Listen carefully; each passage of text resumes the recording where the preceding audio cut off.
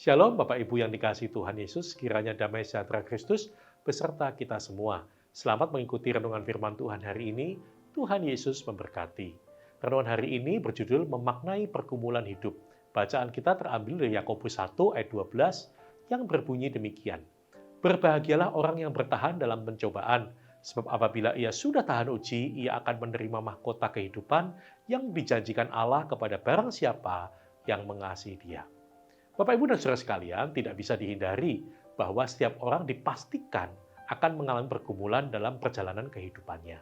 Dalam pergumulannya masing-masing, setiap orang mempunyai tanggung jawab untuk memaknai setiap hal. Secara alamiah, setiap orang akan memaknai berdasarkan pengalaman yang pernah terjadi. Jika belum mempunyai pengalaman, sebuah peristiwa akan dimaknai sesuai dengan apa yang dirasakan. Dalam proses tersebut terjadi proses pembelajaran. Pembelajaran akan membentuk cara berpikir, dan cara berpikir inilah yang akan melekat dalam diri seseorang, menjadi kepribadian ketika menjadi dewasa. Bukankah itu berarti bahwa kita dibentuk oleh pengalaman? Benar pada satu sisi. Namun seiring berkembangnya kesadaran diri dan pemahaman kehidupan yang lebih luas, bahkan penemuannya akan Tuhan yang berkarya, memposisikan seseorang untuk memberikan makna baru pada setiap hal yang pernah terjadi dalam kehidupannya. Inilah yang Paulus maksudkan dengan hidup sesuai dengan pembaharuan akal budi dalam Yesus Kristus.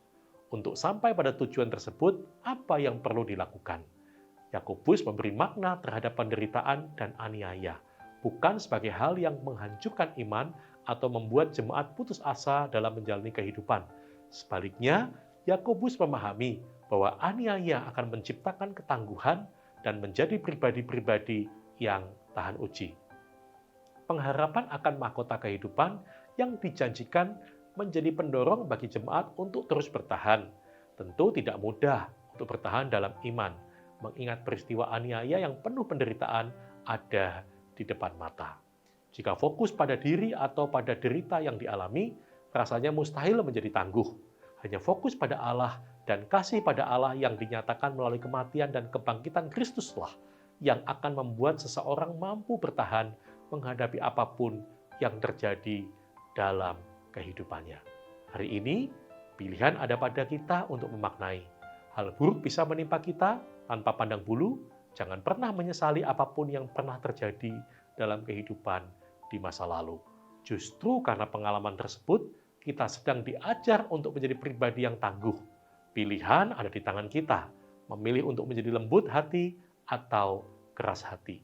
Tidak masalah seberapa hebat pergumulan hidup menekan.